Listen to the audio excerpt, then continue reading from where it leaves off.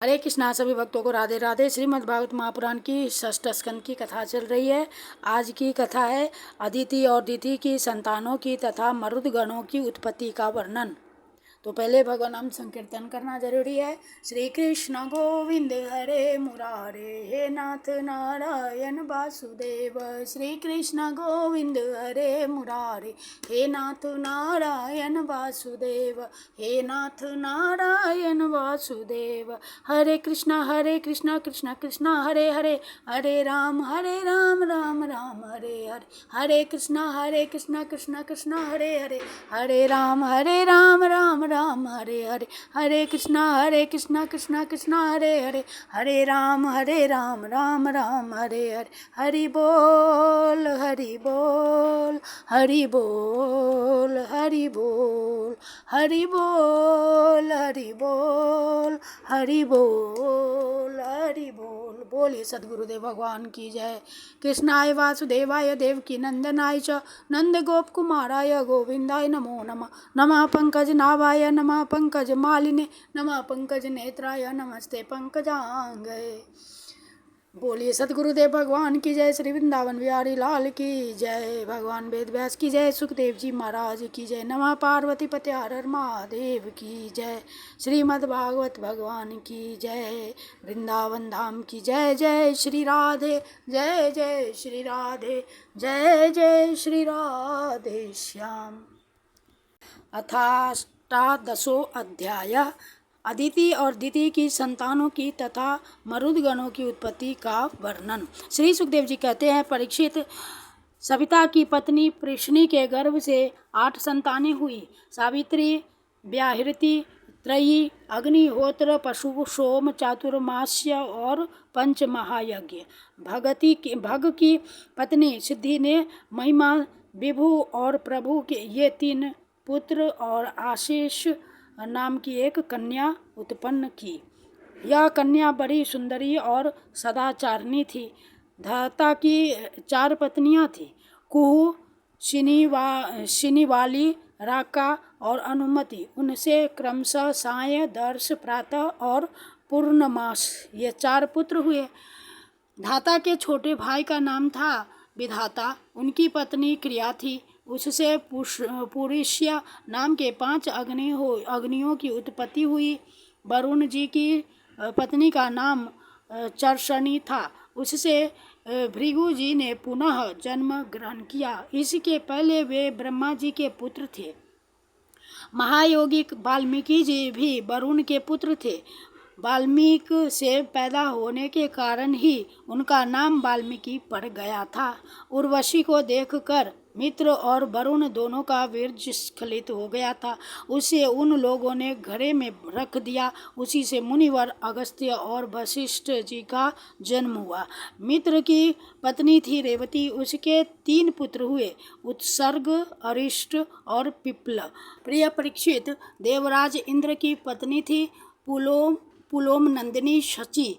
उनसे हमने सुना है उन्होंने 3 पुत्र उत्पन्न किए, जयंत, ऋषभ और मीढवान। स्वयं भगवान विष्णु ही यानी बलि पर अनुग्रह करने और इंद्र का राज्य लौटाने के लिए माया से 52 यानी उपेंद्र के रूप में अवतीर्ण हुए थे। उन्होंने 3 पग पृथ्वी मांगकर तीनों लोक नाप लिए थे। उनकी पत्नी का नाम था कीर्ति। उससे बृहच्छलोक नाम का पुत्र हुआ। उसके सौभग आदि कई संतानें हुई। कश्यप नंदन भगवान बावन ने माता अदिति के गर्भ से क्यों जन्म लिया और इस अवतार में उन्होंने कौन से गुण, लीलाएं और पराक्रम प्रकट किए, इसका वर्णन मैं आगे 8वें स्कंद में करूँगा। प्रिय परीक्षित, अब मैं कश्यप जी की दूसरी पत्नी दिति से उत्पन्न होने वाली उस संतान परंपरा का वर्णन सुनाता हूँ, जिसमें भगवान के प्यारे भक्त श्री प्रहलाद जी और बलि का जन्म हुआ। दिति के दैत्य और दानवों के वंदनीय 2 ही पुत्र हुए, हिरण्यकशिपु और हिरण्याक्ष। उनकी संक्षिप्त कथा मैं तुम्हें 3रे स्कंद में सुना चुका हूँ। हिरण्यकशिपु की पत्नी दानवी कयाधु थी। उसके पिता जम्भ ने उसका विवाह हिरण्यकशिपु से कर दिया था।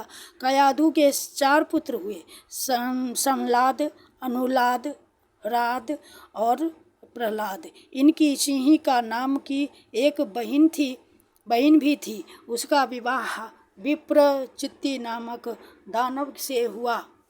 उससे राहु नामक पुत्र की उत्पत्ति हुई। यह वही राहु है जिसका सिर अमृत पान के समय मोहिनी रूपधारी भगवान ने चक्र से काट लिया था। संहलाद की पत्नी थी कृति, उससे पंचजन नामक पुत्र उत्पन्न हुआ। प्रहलाद की पत्नी थी धमनी, उसके 2 पुत्र हुए, वातापी और इलवल। इस इलवल ने ही महर्षि अगस्त्य के आतिथ्य के समय वातापी को पकाकर उन्हें खिला दिया था। अनुलाद की पत्नी सुरम्या थी, उसके 2 पुत्र हुए, बाष्कल और महिषासुर। प्रहलाद का पुत्र था विरोचन, उसकी पत्नी देवी के गर्भ से दैत्यराज बलि का जन्म हुआ। बलि की पत्नी का नाम अशना था, उससे बाण आदि 100 पुत्र हुए। दैत्यराज बलि की महिमा गान करने योग्य है, उसे मैं आगे 8वें स्कंद में सुनाऊंगा। बलि का पुत्र बाणासुर भगवान शंकर की आराधना करके उनके गणों का मुखिया बन गया। आज भी भगवान शंकर उसके नगर की रक्षा करने के लिए उसके पास ही रहते हैं। दिति के हिरण्यकशिपु और हिरण्याक्ष के अतिरिक्त 49 पुत्र और थे, उन्हें मरुदगण कहते हैं। वे सब निसंतान रहे। देवराज इंद्र ने उन्हें अपने ही समान देवता बना लिया। राजा परीक्षित ने पूछा, भगवान, मरुदगण ने ऐसा कौन सा सत्कर्म किया था जिसके कारण वे अपने जन्मजात असुरोचित भाव को छोड़ सके और देवराज इंद्र के द्वारा देवता बना लिए गए? ब्राह्मण, मेरे साथ यहाँ की सभी ऋषि मंडली यह बात जानने के लिए अत्यंत उत्सुक हो रहे हैं, अतः आप कृपा करके विस्तार से वह रहस्य बतलाइए। सूत जी कहते हैं, शौनक जी, राजा परीक्षित का प्रश्न थोड़े शब्दों में बड़ा सारगर्भित था। उन्होंने बड़े आदर से पूछा भी था, इसलिए सर्वज्ञ श्री सुखदेव जी महाराज ने बड़े ही प्रसन्न चित्त से उनका अभिनंदन करके यूँ कहा। श्री सुखदेव जी कहते हैं, परीक्षित, भगवान विष्णु ने इंद्र का पक्ष लेकर दिति के दोनों पुत्र हिरण्यकशिपु और हिरण्याक्ष को मार डाला। अतः दिति शोक की आग से उद्दीप्त क्रोध से जलकर इस प्रकार सोचने लगी, सचमुच इंद्र बड़ा विषयी, क्रूर और निर्दयी है। राम राम, उसने अपने भाइयों को ही मरवा डाला। वह दिन कब होगा जब मैं भी उस पापी को मरवाकर आराम से सोऊंगी। लोग राजाओं के, देवताओं के शरीर को प्रभु कहकर पुकारते हैं, परंतु एक दिन वह कीड़ा, विष्ठा या राख का ढेर हो जाता है। इसके लिए जो दूसरे प्राणियों को सताता है उसे अपने सच्चे स्वार्थ या परमार्थ का पता नहीं है, क्योंकि इससे तो नरक में जाना पड़ेगा। मैं समझती हूँ इंद्र अपने शरीर को नित्य मानकर मतवाला हो रहा है, उसे अपने विनाश का पता ही नहीं है। अब मैं वह उपाय करूँगी जिससे मुझे ऐसा पुत्र प्राप्त हो जो इंद्र का घमंड चूर चूर कर दे। दिति अपने मन में ऐसा विचार करके सेवा, शुश्रूषा, विनय, प्रेम और जितेंद्रियता आदि के द्वारा निरंतर अपने पति देव कश्यप जी को प्रसन्न करने लगी। वह अपने पतिदेव के हृदय का एक एक भाव जानती रहती थी और परम प्रेम भाव, मनोहर एवं मधुर भाषण तथा मुस्कान बड़ी तिरछी चितवन से उनका मन अपनी ओर आकर्षित करती रहती थी। कश्यप जी महाराज बड़े विद्वान और विचारवान होने पर भी चतुर दिति की सेवा में मोहित हो गए और उन्होंने विवश होकर यह स्वीकार कर लिया कि मैं तुम्हारी इच्छा पूर्ण करूँगा। स्त्रियों के संबंध में यह कोई आश्चर्य की बात नहीं है। सृष्टि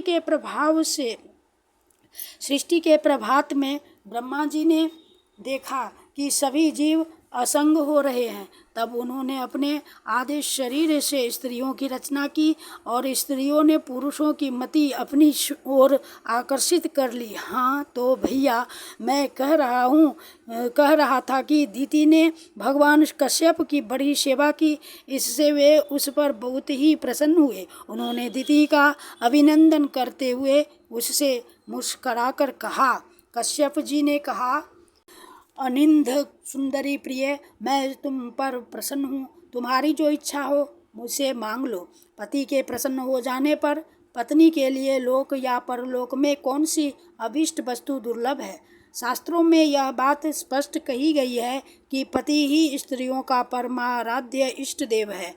प्रिय पर लक्ष्मीपति भगवान वासुदेव ही समस्त प्राणियों के हृदय में विराजमान है। विभिन्न देवताओं के रूप में नाम और रूप के भेद से उन्हीं की कल्पना हुई है। सभी पुरुष चाहे किसी भी देवता की उपासना करें, उन्हीं की उपासना करते हैं। ठीक वैसे ही स्त्रियों के लिए भगवान ने पति का रूप धारण किया है। ये उनकी उसी रूप में पूजा करती हैं। इसलिए प्रिय, अपना कल्याण चाहने वाली पतिव्रता स्त्रियां अनन्य प्रेम भाव से अपने पतिदेव की ही पूजा करती हैं, क्योंकि पतिदेव ही उनके परम प्रियतम आत्मा और ईश्वर हैं। कल्याणी, तुमने बड़े प्रेम भाव से भक्ति से मेरी वैसी ही पूजा की है। अब मैं तुम्हारी सब अभिलाषाएं पूर्ण कर दूंगा। असतियों के जीवन में ऐसा होना अत्यंत दुर्लभ है। दीति ने कहा, ब्राह्मण, इंद्र ने विष्णु के हाथों मेरे 2 पुत्र मरवाकर मुझे निपुति बना दिया है। इसलिए यदि आप मुझे मुंह मांगा वर देना चाहते हैं तो कृपा करके एक ऐसा अमर पुत्र दीजिए जो इंद्र को मार डाले। परीक्षित दीति की बात सुनकर कश्यप जी खिन्न होकर पछताने लगे। वे मन ही मन कहने लगे, हाय हाय, आज मेरे जीवन में बहुत बड़े अधर्म का अवसर आ पहुंचा है। देखो तो सही, अब मैं इंद्रियों के विषयों में सुख मानने लगा हूँ।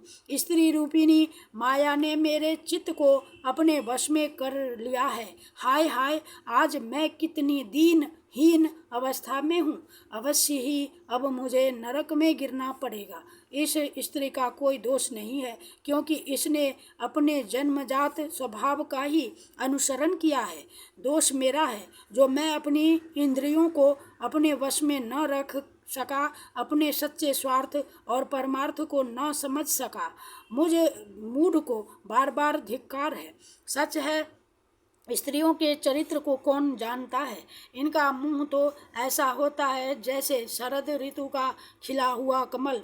बातें सुनने में ऐसी मीठी होती है मानो अमृत घोल रखा हो, परंतु हृदय वह तो इतना तीखा होता है कि मानो छुरे की पैनी धार हो।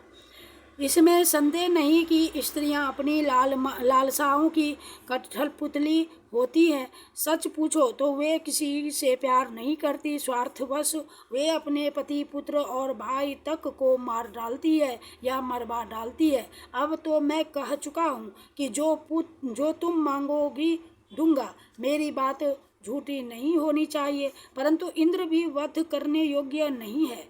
अच्छा, अब इस विषय में मैं यह युक्ति करता हूँ। प्रिय परीक्षित, सर्वसमर्थ कश्यप जी ने इस प्रकार मन ही मन अपनी भर्त्सना करके दोनों बात बनाने का उपाय सोचा और फिर तनिक रुष्ट होकर दीति से कहा। कश्यप जी बोले, कल्याणी, यदि तुम मेरे बतलाए हुए व्रत का 1 वर्ष तक विधि पूर्वक पालन करोगी तो तुम्हें इंद्र को मारने वाला पुत्र प्राप्त होगा, परंतु यदि किसी प्रकार नियमों में त्रुटि हो गई तो वह देवताओं का मित्र बन जाएगा। दीति ने कहा, ब्राह्मण, मैं उस व्रत का पालन करूंगी। आप बतलाइए कि मुझे क्या क्या करना चाहिए, कौन कौन से काम छोड़ देने चाहिए और कौन से काम ऐसे हैं जिनसे व्रत भंग नहीं होता। कश्यप जी ने उत्तर दिया, प्रिय, इस व्रत में किसी भी प्राणी को मन, वाणी या क्रिया के द्वारा सताए नहीं, किसी को शाप या गाली न दे, झूठ न बोले, शरीर के नख और रोएं न काटे और किसी भी अशुभ वस्तु का स्पर्श न करे। जल में घुसकर स्नान न करे, क्रोध न करे, दुर्जनों से बातचीत न करे, बिना धुला वस्त्र न पहने और किसी की पहनी हुई माला न पहने, जूठा न खाए, भद्रकाली का प्रसाद या मांस युक्त अन्न का भोजन न करे, शूद्र का लाया हुआ और रजस्वला का देखा हुआ अन्न भी न खाए और अंजलि से जलपान न करे, झूठे मुंह बिना आचमन किए, संध्या के समय बाल खोले हुए, बिना श्रृंगार के वाणी का संयम किए बिना और बिना चादर ओढ़े घर से बाहर न निकले, बिना पैर धोए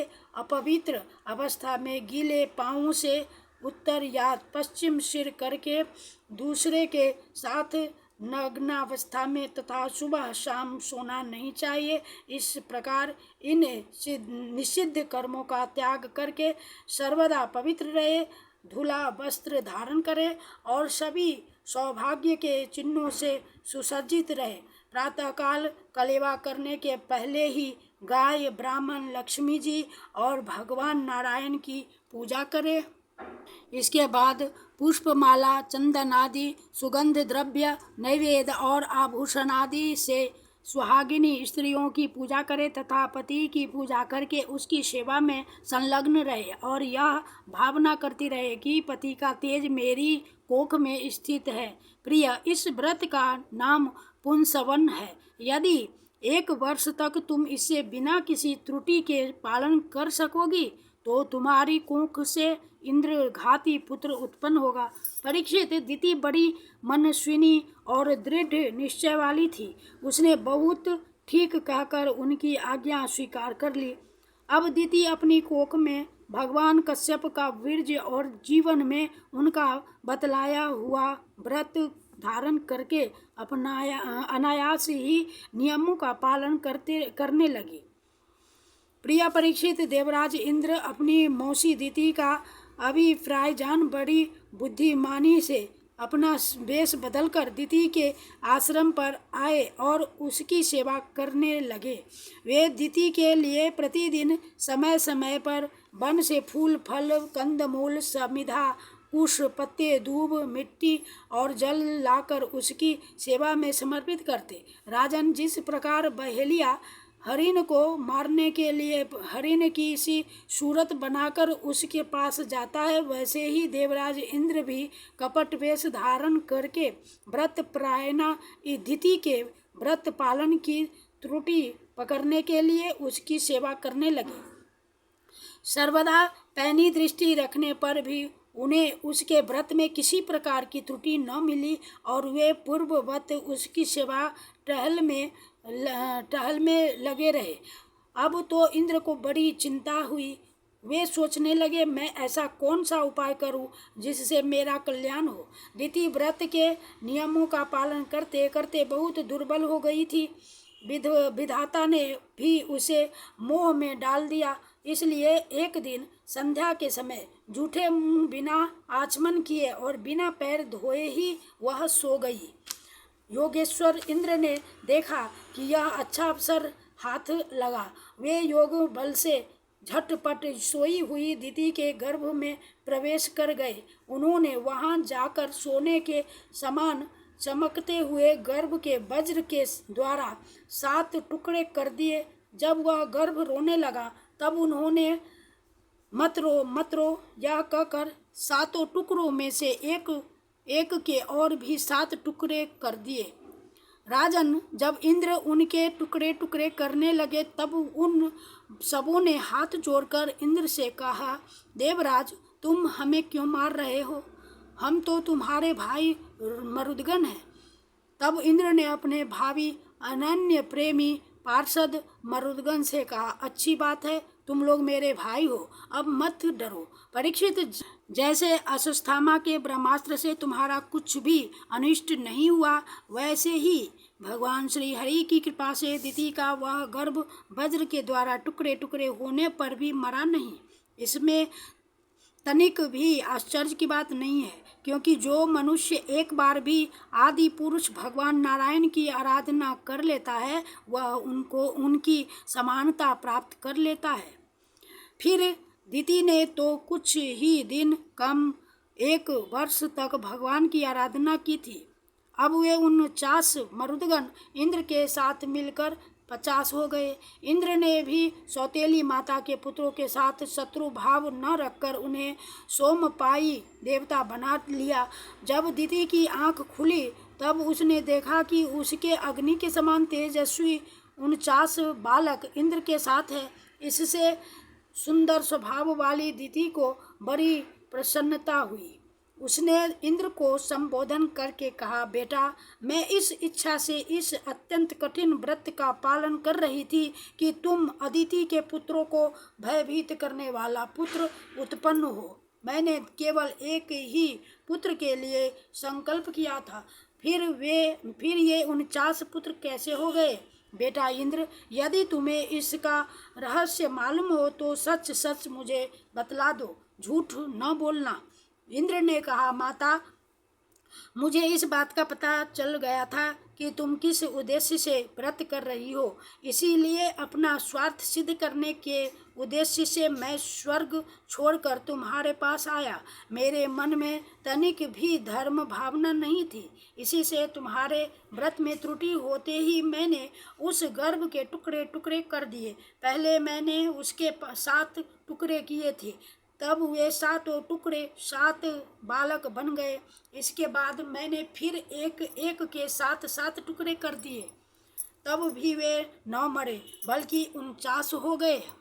यह परमाश्चर्यमयी घटना देखकर मैंने ऐसा निश्चय किया कि परम पुरुष भगवान की उपासना की यह कोई स्वाभाविक सिद्धि है। जो लोग निष्काम भाव से भगवान की आराधना करते हैं और दूसरी वस्तुओं की तो बात ही क्या, मोक्ष की भी इच्छा नहीं करते, वे ही अपने स्वार्थ और परमार्थ में निपुण हैं। भगवान जगदीश्वर सबके आराध्य देव हैं, देव और अपने आत्मा ही हैं।